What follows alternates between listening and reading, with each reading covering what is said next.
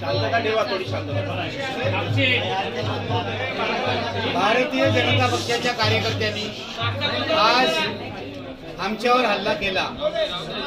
गाडीमध्ये मी, असीम सरोदे, विश्वंभर चौधरी आणि श्रिया ही होती आणि वैभव हे आमची गाडी ड्राईव्ह करत होते. आज बंटी जे आहेत बाळकृष्ण निडाळकर यांनी बाहेर उतरून वाचवलं आम्हाला. पोलिसांनी आम्हाला 4 तास ऑलमोस्ट डिटेन्शनमध्ये ठेवलं. ते घरामध्ये जी नजरकैद असते अशी होती. पोलीस आम्हाला जाऊ देत नव्हते तिथून बाहेर. आम्ही जेव्हा म्हटलं सभेच्या ठिकाणी जाऊ तेव्हा त्यांनी जवळजवळ 30 ते 40 पोलीस अधिकारी स्पेशलमधले रस्त्यावर उभे केले आम्ही जाऊ नये म्हणून. शेवटी आम्ही चालत निघालो. पोलिसांना माहिती होतं हा हल्ला होणार, 100% माहिती होतं. सिनियर इन्स्पेक्टर जे आहेत पर्वतीचे गायकवाड यांना माहिती होतं. हे सतत आम्ही इथे येऊ नये असा प्रयत्न करत होते. 4 तास त्यांनी आम्हाला नजरकैदेत ठेवलं. आम्हाला असीम सरोदे यांच्या घरातून बाहेर पडू दिलं नाही. आणि जेव्हा हल्ला झाला तेव्हा पोलीस नंतर आले, उशिरा आले. हल्ला 4-5 ठिकाणी झाला. कुठे कुठे झाला हे असीम सरोदे तुम्हाला सांगतील, कारण पुण्याची जी ठिकाणं आहेत तेवढी मला माहित नाही. पण 4-5 ठिकाणी झाला. काठ्यानी गाडीवर मारलं गेलं, अंडी मारली, निळी शाई फेकली, दगड मारले, दगड अनेक ठिकाणी मारले, 4-5 ठिकाणी. म्हणजे हा अत्यंत भ्याड हल्ला आहे. मी हल्लेखोरांना सांगू इच्छितो की आम्ही यांनी अजिबात घाबरलेलो नाही. लोकशाही वाचवण्यासाठी जीव गेला तरी हरकत नाही, पण अत्यंत भ्याड हल्ला आहे. आणि भारतीय जनता पक्षाच्या गुंडाकडे काहीही उत्तर द्यायला नाही आमच्या टीकेला. आम्ही सभ्य भाषेत टीका करतो, रोज बोलतो. देवेंद्र फडणवीस गृहमंत्री आहेत. मला असं वाटतं की एका महाराष्ट्रातल्या जवळजवळ 45 वर्ष पत्रकारितेत घालवलेल्या पत्रकारावर आणि ज्येष्ठ कार्यकर्त्यांवर निर्णय बनवचा असा हल्ला होणं हे शर्मेची गोष्ट आहे. देवेंद्र फडणवीस यांना थोडी तरी शरम असेल तर त्यांनी राजीनामा द्यायला हवा. जीवघेणा हल्ला होता. आम्ही मरणातून वाचलेलो आहोत. कारण तिथे इतर कार्यकर्ते म्हणजे प्रशांत जगताप यांचे कार्यकर्ते आले, हे रस्त्यावर उतरले. राहुल डंबालेचे कार्यकर्ते आले, आंबेडकरी कार्यकर्ते आले, रस्त्यावर उतरले, म्हणून आम्ही वाचलो. नाहीतर आज त्यांनी आम्हाला ठारच मारलं असतं. हे सिद्ध करतं की भाजप हा फॅसिस्ट पक्ष आहे. भाजपला लोकशाहीशी आणि पत्रकारांच्या स्वातंत्र्याशी काही देणं घेणं नाही. पण इतकंच या लोकांना सांगतो की तुम्ही फार मोठी चूक केली आहे. मी त्यांना माफ करतो, कारण ते अतिशय अज्ञानी आणि लोकशाहीचं ज्ञान नसणारे सगळे गुंडगिरी करणारे लोक आहेत. त्यांना आम्हाला ठार मारायचं होतं आज, जे त्यांना शक्य झालं नाही. कारण आम्ही सत्याच्या मार्गावर चालणारे लोक आहोत म्हणून वाचलो असा माझा विश्वास आहे. आम्ही फुले आंबेडकरी मार्गावर चालणारे लोक आहोत म्हणून वाचलो. पण हा जीवघेणा हल्ला होता. आम्ही वाचलो आणि वाचलो तर एक इथे सांगतो की यापुढे सुद्धा फॅसिझमचा मुकाबला आम्ही तेवढ्याच निर्धाराने करू. तेव्हा भाजपला हा महाराष्ट्रातल्या फुले आंबेडकरी चळवळीचा इशारा आहे असं समजा की आम्ही तुम्हाला भीत नाही, आम्ही तुमच्या फॅसिझमचा मुकाबला करू. सर, महिलांवर पण हल्ला झालाय. महिलांवर हल्ला झाला. ती आहे समोर बघा, ही आहे श्रिया, ऍडव्होकेट आहे ती. असीम सरोदे बाहेर सुद्धा महिला कार्यकर्ते रस्त्यावर सुद्धा हल्ला झाला. पण ही गाडीमध्ये बसली होती, तिला विचारा नेमकं काय झालं, कसा हल्ला झाला. ती पण वाचली, कारण पुढूनच येत होते, काचेवर उड्या मारत होते. आपला वैभव पण सांगू शकतो. हे बघा, हिला विचार, सांग तू. तुम्हाला वाचवणाऱ्या ज्या राष्ट्रवादीच्या महिला होत्या, युवती होत्या, त्यांनाही बेदम मारहाण झालेली आहे. अनेक जणांना या ठिकाणी बरोबर आहे, मला माहिती आहे. त्याचा निषेधच करायला पाहिजे. पण त्या सगळ्या महिलांचं आणि कार्यकर्त्यांचं म्हणजे मी मनापासून आभार मानतो. त्यांच्यामुळे आमचे जीव वाचलेले आहेत. आणि आमचा हा जो चालक होता वैभव, हा मागे उभा आहे, याच्यामुळे त्यांनी जी गाडी हाणली आहे ना त्याच्यामुळे वाचलाय. म्हणजे हा आमचे जीव वाचवणारा माणूस आहे वैभव. सर, किती वेळा दगड फेकले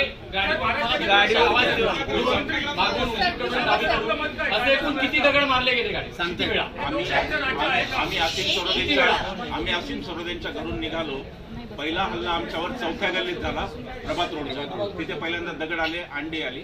त्याच्यानंतर त्यांनी त्या चौकात, प्रभात रोड जिथे कर्वे रोडला मिळतो तिथे त्यांनी पुन्हा खूप काठ्या आणि तिथून आम्हाला गाडी रिव्हर्स घ्यायला लागली. आणि ती रिव्हर्स घेऊन पोलीस याच्यात गंभीर बाब आहे. ह्या कित्येक कार्यकर्ते पोलिसांवर हल्ला करतात हे फडणवीसांना सांगायचं मला की तुमचं गृहमंत्री पद काय कामाचं आहे की तुमच्या पोलिसांवर पण हल्ला केलेला आहे. रेकॉर्डिंग पाहावं गृहमंत्र्यांनी. पोलिसच्या काबूच्या बाहेर स्थिती होती. काठ्या लाठ्या घेतलेले गुंड काठ्या मारत होते. शेवटी त्यांनी काच फोडली. वागळे सरांना असीमने असं खाली धरलं म्हणून वागळे सरांचं डोकं वाचलं. काय काय ते टाकत होते. अत्यंत क्रूर हल्ला होता. तिथे झाल्यानंतर आम्ही गाडी रिव्हर्स घेतली आणि आम्ही एस.एम. जोशी सभागृहाच्या तिकडून आलो. त्याच्यानंतर पुन्हा पाठलाग झाला आणि शेवटचा हल्ला त्याच्यात मध्ये मध्ये थोडे सगळ्यात मेजर हल्ला नंतर आमच्या इथे झाला. आपला नाही खंडोजी बाबा झाला जिथं की आम्हाला वाटलं की आमचं आयुष्य संपलेलं आहे. कारण पोलिसांच्या पेक्षा कितीतरी जास्त नंबरमध्ये त्यांचे गुंड होते. पण प्रशांत दादांचे जे लोक होते जगतापांचे त्यांनी त्यांना तिथं रोखलं.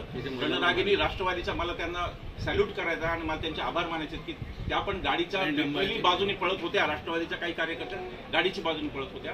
या सगळ्यांनी म्हणून आम्हाला इथपर्यंत आणलं. पण आज आमच्या तिघांचाही जीव घेण्याचा हा कट होता.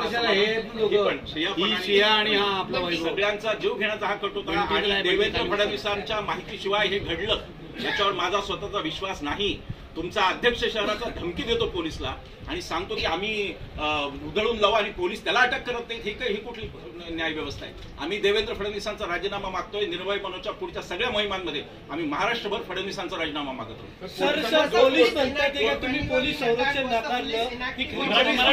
पोलीस संरक्षण आम्ही नाकारलं नाही.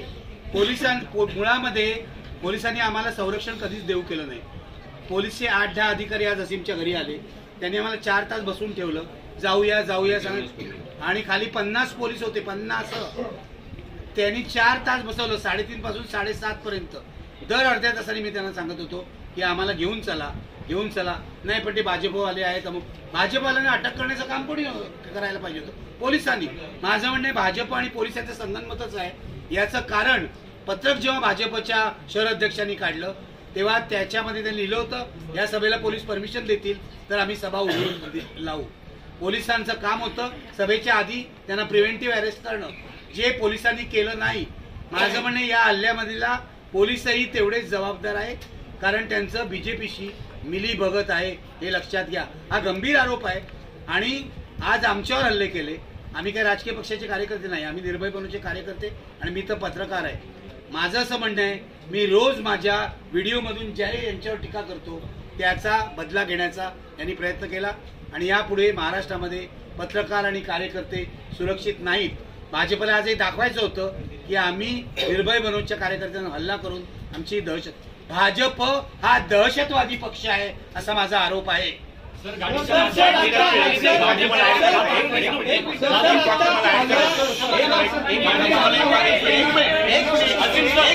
एक वाक्य फक्त मला ऍड करायचं आहे. एखाद्या हॉरर शो मध्ये असा थरार असतो रस्त्यावरचा गुंडांचा की गुंड आपण ते चित्रपटात पाहिलं होतं. आम्ही फक्त असीमने मी वागळे सरांनी या सगळ्यांनी आम्ही फक्त एक चित्रपटात पाहिलं होतं की बिहारवर आधारित एखाद्या चित्रपटात गुंड कसा पाठलाग करतात.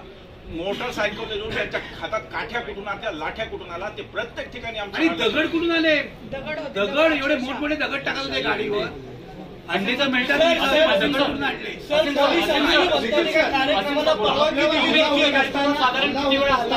आपल्यावरती हल्ला होत असताना आपल्या सुरक्षितता पोलीस होते ते गणवेशात नव्हते. पोलीस कुठे क्राईम ब्रांच जास्त नाही. पोलिसांनी आम्हाला निघायला नीट संरक्षण द्यायला पाहिजे होतं. पुढे गाडी असायला पाहिजे होती. त्यांनी मागून गाड्या लावल्या. ते आम्हाला येऊच द्यायला तयार नव्हते कारण त्यांचा प्लॅन होता पोलिसांचा की सभेच्या ठिकाणी आम्हाला पोहोचू द्यायचं नाही. ते सतत आम्हाला सांगत होते तुमच्या जीवाला धोका आहे. तुम्ही 10 मिनिटं करून त्यांनी 4 तास काढले. हा त्यांचा प्लॅनच होता आणि वरिष्ठ पोलीस अधिकारी होते सिनियर इन्स्पेक्टर एसीपी वगैरे. हा त्यांचा प्लॅन होता. शेवटी मला वैतागून मी त्यांना सांगितलं आता मी जाणार आणि निघालो तेव्हा त्यांनी वाट अडवली. 40 पोलिस म्हणजे स्पेशल ब्रँचच्या पोलिसांनी. तो स्पेशल ब्रँचचा कोण होता तो पण आला होता एसीपी. सर सभेला परवानगी नव्हती असं आता पोलिसांनी सांगितलं. पोलिसांनी आता माहिती दिली. सभेला पत्र बघा. त्यांनी आम्हाला पत्र का दिलं? मुळामध्ये हॉलमध्ये सभा होती. पोलीस परमिशनची गरज नाही. आता वकिली जे मुद्दा आहे ते सांगतील. एक मिनिट मी सांगतो की त्यांनी पोलिसांनी आम्हाला पत्र दिलं. सुरुवातीला नोटीस दिली. त्यानंतर त्यांनी सांगितलं की या अटी आहेत आणि तुम्ही अशा शर्तींच्या आधारे हा कार्यक्रम घ्यायचा. याचा अर्थ काय परमिशन दिली. दुसरं ते आमच्या घरी आले. जेव्हा आम्ही 3 जण होतो, तिघांनाही त्यांनी नोटीस दिली. त्यांनी सांगितलं की तुम्हाला आम्ही ही नोटीस देतोय, याच्यानुसार तुम्हाला कोणत्याही प्रकारे प्रक्षोभक बोलता येणार नाही वगैरे अशी नोटीस दिली वागळे सरांना. मग वागळे सरांना नोटीस का दिली? याचा अर्थ प्रक्षोभक बोलता येणार म्हणजे बाकीचं बोलता येणार अशी नोटीस आहे, म्हणजे याचा अर्थ कार्यक्रमाला परवानगी आहे. आणि दुसरी गोष्ट, जर एखाद्या खाजगी ठिकाणी खाजगी हॉलमध्ये कार्यक्रम होत असेल तिथे पोलिसांचा संबंध काय? जर बाहेर रस्त्यावर ते लोक राडा करत असतील तर त्यांना पोलिसांनी अरेस्ट करायला पाहिजे होती. मगाशी जसं विश्वंभर आणि निखिल वागळे सर म्हणाले की त्यांनी जर धमकी दिलेली आहे, कोण तो धीरज घाटे, मग धीरज घाटेला आतापर्यंत अटक का केली नाही? कारण त्यांनी जशी धमकी दिली तसं करून दाखवलेलं आहे आणि आपण असं करू शकतो पोलिसांच्या मदतीने असा त्याचा विश्वास आहे. त्यामुळे धीरज घाटेंना अटक व्हायला पाहिजे. गृहमंत्री जे आहेत आपले देवेंद्र फडणवीस त्यांनी राजीनामा द्यायला पाहिजे. या सगळ्या गोष्टी होऊ शकतील तर लोकशाही आहे, नाही तर कशाची लोकशाही? ठोकशाही यांनी रस्त्यावर आणलेली आहे. आणि मगाशी जीव मुठीत धरून आम्ही बसलेलो होतो, मागून काच फोडली, काच फोडल्यावर ते मागून लाट्या घुसवण्याचा प्रयत्न करत होते. निखिल वागळे सरांना मी असं दाबून ठेवलं, ती अशी खाटीवरून अशी घातली. नंतर बाजूच्या सगळ्या काचा फोडण्याचा प्रयत्न केला, समोरून त्यांनी परत काचा फोडण्याचा प्रयत्न केला. हा सगळा जो गुंडागिरीचा प्रकार आहे, याच्यामध्ये मला असं वाटतं की पोलिसांनी आता अरेस्ट करण्याची गरज आहे. आम्ही समजू शकतो की क्राईम ब्रँचचे पोलीस होते, साध्या वेशात होते, काही जण गणवेशामध्ये होते, पण जास्तीत जास्त जण हे साध्या वेशात होते. त्यामुळे आम्हाला ही पण माहिती उद्या पाहिजे आहे की या सगळ्या प्रकरणामध्ये कोण कोण ड्युटीवर होते, साध्या वेशात किती होते, गणवेशात किती होते, या सगळ्यांची माहिती, त्यांचे नावं, बक्कल नंबर हे सगळे आम्ही मागणार. तुम्ही आता लगेच इथून पोलीस स्थानकात जाऊन तक्रार गुन्हा दाखल करण्याची मागणी करणार आहात का? हे बघा, पोलिसांसमोर जेव्हा दखलपात्र गुन्हा घडलेला आहे, आम्ही कशासाठी तक्रार दाखल करायची? पोलिसांनी स्वतः कंप्लेंट व्हावं, त्यांनी दाखल करावं, आमचे स्टेटमेंट घ्यावे, आम्ही स्टेटमेंट देऊ त्यांना. पुणे पोलिसांचंच नाही तर सगळ्या महाराष्ट्रामध्ये सुरू आहे. आपण पाहिलं 4 दिवसामध्ये 5 दिवसामध्ये 5 खून झालेले आहे आणि घरात घुसून एफबी लाईव्ह करताना वेगवेगळ्या प्रकारे लोकांना मारलेलं आहे. त्यामुळे आणि पोलीस स्टेशनमध्ये मारलेलं आहे, म्हणजे हे काय सुरू आहे सगळं? त्यामुळे आमच्यासारख्या लोकांनी जगायचं नाही का? आम्ही कशाबद्दल बोललो? लोकशाहीबद्दल बोललो, संविधानाबद्दल बोललो, आंबेडकरांबद्दल बोललो, गांधींबद्दल बोललो. का नाही बोलायचं आम्ही या सगळ्या गोष्टींबद्दल? आणि अशा प्रकारे दहशतवाद जर निर्माण केला जात असेल तर मला वाटते की बेकायदेशीरता आहे, संपूर्णपणे असंविधानिक अशा प्रकारचं राज्य इथे अस्तित्वात आलं. नवीन आयुक्तांनी आता नवीनच नियुक्ती घेतलेली आहे. सर, तुम्ही म्हटलं का मी माफ केलं, एवढं हल्ला होऊनही तुम्ही म्हणताय की मी त्यांना माफ केलं. मी त्यांना माफ केल्याचा अर्थ असा होतो की ते जे गुन्हेगार आहे त्यांना कळत नाही आपण काय गुन्हा करतोय, पाप काय करतोय आणि कोणासाठी करतो. हे निखिल वागळेला मारण्याचं पाप नाही. निखिल वागळे मेला, एक पत्रकार मेला, तुझा व्यक्ती मरत नाही. तो विचार त्या वेळेला तो मारायचा प्रयत्न करतात. पण दाभोळकर गेले, पानसरे गेले तरी विचार टिकलेला आहे. त्यांना माफ करतो कारण त्याच्या मूर्खपणाबद्दल. हा सत्ताधारी पक्ष आहे देशातला, भाजप सत्ताधारी पक्ष आहे आणि ते असं म्हणतात की आम्ही सर्वात मोठा पक्ष आहे. हा सर्वात मोठा राक्षसी पक्ष आहे, हुकुमशाही पक्ष आहे. आणि पोलिसांना आज माहीत झालेलं आहे की आमची बाजू काय आहे. 4 तास ते आमच्यासोबत होते आणि म्हणून आम्ही आता म्हणू शकतो की हे अंदर की बात है, पोलीस हमारे साथ है, हे आम्ही म्हणू शकतो. ते दबावाखाली वागले हे मान्य करावं लागेल, पण ते त्यांना आता कळलेलं आहे की हे चांगले लोक आहेत, आम्ही काही वाईट लोक नाही आमच्यावर हमला करण्यासाठी. आणि कोणी राजकीय व्यक्ती आणि राजकीय गुंड असे हमला करत असेल त्यांना त्वरित अटक करायला पाहिजे. ऍडव्होकेट बाळकृष्ण निढाळकर यांची गाडी संपूर्णपणे फोडण्यात आलेली आहे. आमचं स्पष्ट म्हणणं आहे की पोलिसांनी त्याचा पंचनामा करावा आणि जे गुंड याच्यामध्ये दोषी आहेत त्यांच्याकडून त्यांना पैसे वसूल करून द्यावे. पुढच्या काळामध्ये तुम्हाला म्हणजे निर्भया बनवून हे अभियान काही इथेच थांबणार नाही, पुढे जाणार आहे. अशा परिस्थितीमध्ये पुन्हा हा धोका कायमस्वरूपी टाळला असं म्हणता येणार नाही. त्यामुळे इथून पुढच्या काळामध्ये एक तर म्हणजे तुम्हाला स्वतः संरक्षण घ्यावं लागणार किंवा संरक्षणाची काहीतरी व्यवस्था खबरदारी घ्यावी लागणार. त्या दृष्टिकोनातून तुम्ही काय? आम्हाला असं वाटतं की निपक्ष असलेले चांगले पोलीस असतील, त्यांना स्वतः वाटत असेल त्यांनी आजच्या घटनेचा अहवाल तयार करावा आणि आम्हाला संरक्षण देण्याची गरज वाटत असेल त्यांनी द्यावी. आम्ही स्वतःहून संरक्षण मागायला जाणार नाही. मी तर पूर्वीच संरक्षण नाकारलेलं दाभोळकर केसमध्ये, आणि माझा पोलीस आपल्याला वाचवतात यावर विश्वास नाही. आज ते सिद्ध झालंय. पोलिसांचा रोल संशयास्पद आहे. त्यामुळे मी पूर्वीच दाभोळकरांच्या वेळेलाच संरक्षण नाकारलेलं आहे. मारू द्या, ठार मारू द्या, काय आहे ना, काय मारायचंच आहे ना. एवढे आम्हाला का भीतात? आम्ही काय बोलणारे लोक आहोत, लिहिणारे लोक आहोत, पत्रकार आहोत, कार्यकर्ते आहोत. का हे घाबरतायत मला सांगा ना. कारण हे यांनी लोकशाहीची हत्या करण्याचं पाप केलेलं आहे, लक्षात घ्या. ही आज झाली आहे ना, ही आम्ही वाचलो नशिबाने, पण ही लोकशाहीची हत्या आहे आणि हा फॅसिस्ट पक्ष आहे, लक्षात घ्या. मला असं वाटतं लोकांमध्ये जाऊन आम्ही प्रबोधन चालू ठेवणार आणि या फॅसिस्ट पक्षाला मतदानाच्या मार्गाने धडा शिकवण्याचं काम करतो.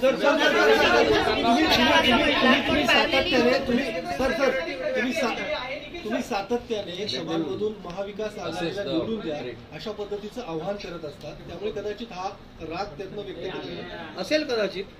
आम्ही पॉलिटिकल भूमिका घेतली निर्भयपणे. आणि एक फक्त ऍडिशन त्याच्यामध्ये महाविकास आघाडी फक्त नाहीये त्याच्यामध्ये, वंचित बहुजन आघाडी, आम आदमी पार्टी जे ते घटक नाहीत पण इंडियाचे घटक आहेत. इंडियाच्या सगळ्या घटक पक्षांच्या आम्ही उघडपणे सोबत, आमची ती राजकीय भूमिका आहे, आम्ही ती काही लपवून. आणि आम्ही यापूर्वी राष्ट्रवादी काँग्रेस जेव्हा सत्तास्थानी होतं त्यांचं विश्लेषण केलेलं आहे, शिवसेनेवर टीका केलेली आहे. त्या लोकांनी कधी आमच्यावर हमला केला नाही, राष्ट्रवादी काँग्रेस किंवा काँग्रेसनी. ही लोकशाही भारतात असायला पाहिजे. तुम्ही तुमचा राजकीय पक्ष चालवा, आम्ही संविधान चालू, आणि आम्हाला बोलण्याचा पूर्ण हक्क आहे. पण आजच्या हमल्यातून हे स्पष्ट झालेलं आहे की भाजपचा पुण्यातून सुपडा साफ होणार.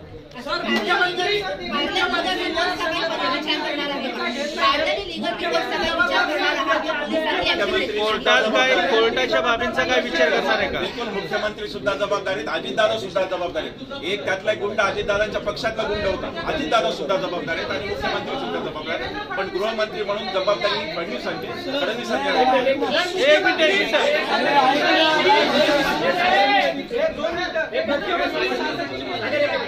देवेंद्र फडणवीस असं म्हणतायत की निखिल वागळे तारतम्य सोडून बोलतात, त्यामुळे कार्यकर्ते आक्रमक होतात. मात्र जी घटना घडलेली आहे ती चुकीची आहे, या घटनेचा मी निषेध करतो असं देवेंद्र फडणवीस. सिन्नर घटनेनंतर ते असंच म्हणले होते. सिन्नर घटनेनंतर मला फोनवरती म्हणले होते की जे झालं तुमच्या बाबतीत ते वाईट झालं, पण शहराध्यक्ष त्यांनी तिथला काढला नाही, तालुकाध्यक्ष. इथे सुद्धा ते धीरज घाटेंना काढतात का नाही हे पाहिलं तर फडणवीस प्रामाणिक आहेत की नाही हे कळेल. फडणवीसांनी नुसतं बोलू नये, कृती करून दाखवा. मागणी करताय का? एक मिनिट. देवेंद्र फडणवीस जे म्हणतायत आणि तारतम्य सोडून बोलतात, आणि आज भाजपच्या मी अनेक व्हिडिओ बघितले, महिलांनी कार्यकर्त्यांनी मला खूप शिव्या घातल्या आहेत. गेल्या 45 वर्षाच्या माझ्या पत्रकारितेमध्ये एकही केस माझ्यावर अशी झालेली नाही की माझ्या बोलण्यामुळे कुठे प्रक्षोभ झाला, दंगल उसळली. देवेंद्र फडणवीस गृहमंत्री आहेत, पूर्वी ते मुख्यमंत्री होते. निखिल वागळे जर तारतम्य सोडून बोलत असतील तर माझ्या स्टुडिओत येऊन का बोलत होते विरोधी पक्षनेते असताना? तारतम्याचा अर्थ काय? मोदी जे बोलतायत ते तारतम्य राखून बोलतात का नेहरूंबद्दल जे बोलतायत ते? तेव्हा मुळामध्ये, आणि एखादा पत्रकार जर समजा त्यांनी त्यांना न पटणारं स्टेटमेंट केलं तर त्याला तुम्ही ठार करणार आहात का? म्हणजे ठार करायला माणसं पाठवली ही देवेंद्र फडणवीसांनीच पाठवली असा माझा आरोप आहे. आणि ते आता निषेध करतायत. कसला निषेध करतायत? तुमच्या कार्यकर्त्यांना अटक करा आणि दाखवा मला हे 15 कार्यकर्ते आहेत म्हणून. आणि त्याच्यामध्ये अनेक लोक होते ज्यांची नावं सुद्धा यांना माहिती आहेत. कोणतं मानकर वगैरे कोणी होते ना. मग बघ, सातत्याने मुख्यमंत्री म्हणतात की सामान्याचं सरकार, सामान्यांवरती अशा पद्धतीने हल्ले राजरोसपणे सुरू. मुख्यमंत्र्यांची जबाबदारी नाही? मुख्यमंत्र्यांची जबाबदारी आहेच ना. असं काय करता? सामान्य विमान काही नाही, हे ईडीचं सरकार, ईडीच्या धाकाने आलेली. आता सामान्य माणसाचे काय सुटलाय 100%. काय सुटलाय? कंट्रोल सुटलाय का? सगळा स्वतःवरचा पण आणि सरकारवरचा. लक्षात घ्या. चला, थँक्यू.